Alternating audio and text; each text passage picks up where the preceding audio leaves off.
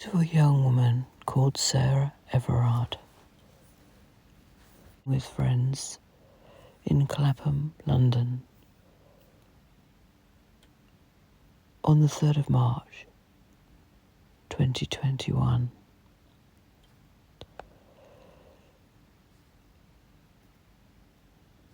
According to those who knew her, she was dreadful at karaoke but brilliant at everything else. Sarah Everard, as I say, had spent the evening with friends in Clapham, London. And she left to go home after this enjoyable evening, and there were just 38 minutes between the time that this clever, articulate and caring woman left the friend's house and the last time that she was seen alive. There is a final image of her, captured by a bus camera, also showing a white Vauxhall Astra with its hazard lights on and both front doors open. That car had been hired specifically for kidnapping a woman. It was returned to the rental company the following morning, having served its purpose. Sarah Everard, tragically, was dead. You may well be wondering why I'm talking about this young woman. But the murder of Sarah Everard on the 3rd of March 2021 sparked a national outcry, spurring women on to share their experiences of feeling unsafe on the streets. Many included a sense of the teller lining themselves up shoulder to shoulder with her. For instance, she was the same age as me. I used to live near her. I walked that same route. Sarah didn't set herself up to be such as an every woman, a symbol of long-standing and ongoing violence against women. She had no choice in her name becoming a battle cry for change. The private excoriation grief of friends and family seems to have been subsumed by the wider, albeit important and valid reactions of protest and polemic marches and mass mourning. There were just 38 minutes between this time that she left her friend's house and the last time that she was seen, as I said. Her body was found a week later in a woodland stream in Ashford, Kent, where her killer owned a patch of land. It turned out, in this case, which is different to the Gabby Petito case we've been watching, I know, in America, but he was a complete stranger. He was a police officer, and he had kidnapped, raped and murdered her. He knew what he was doing, this man who killed her, for his own gratuitous wants. Outwardly, as often happens, he had what appeared to be a perfectly ordinary life. A responsible job, wife and children, a house in Kent, which he shared with his family. But this 48-year-old officer's facade hid the actions of a sexual predator who had been planning the crime, although not yet selecting his victim in chilling detail. On the 28th of February, 3 days before he killed Sarah Everard, he had been accused of indecent exposure in a branch of McDonald's, and it wasn't the first time. That very same day, he bought a roll of self-adhesive plastic, described as carpet protector, and booked a hire car that he would use to abduct the marketing executive Sarah Everard, and he arranged for time off work. I'm going to attach the victim impact statement, read in an actor's words, from Sarah Everard's mother, on living with the grief of losing her beautiful daughter. I would just warn you that it is distressing. It's not a subject that's easy, we all know that. But it never stops amazing, staggering, disturbing us as women. That after decades of us all, many I know, myself included, who've just gone about our business, left work, the night perhaps is dark because of it's winter or whatever, going home from work, whatever we do, just going out, just being human beings, but always being conscious from the moment that we're old enough to go out by ourselves, even for a brief time, to look over our shoulders, perhaps to cross the road if you see someone coming towards you that you can't make out, you don't know who they are. You hold keys in the pocket of your overcoat if you're wearing one, or your trousers or whatever. Hold them in your hands. If you park in a shopping centre, which are often lonely, dark places, you run.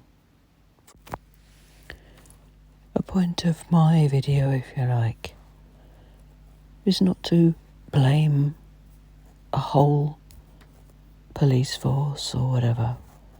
It's to highlight the fear that women have had for decades, myself included, of that just going about our normal day, trying to get home in the winter when it gets dark early here, running towards your car, towards the bus, watching over your shoulder, crossing the road if you see someone that you don't know, holding the car keys if you have a car in your pocket between your fingers, and just putting your head down and getting home as quick as you can to open that front door, throw off your shoes, make yourself something to eat, put on a cosy dressing gown, and have a quiet evening. We need to say the name of women who have been hurt, murdered, either through domestic violence or through an unknown perpetrator. I'm going to put some links in the description. And just to say, just to warn you, it's not an easy listening, but it's a mother's cry. And as mothers, as women, sisters, daughters, friends, we understand that cry. I pray they find the perpetrator of Gabby Petito in America and they're brought to justice. She deserves that. Never forget these women's names. It's a worldwide problem. Thank you.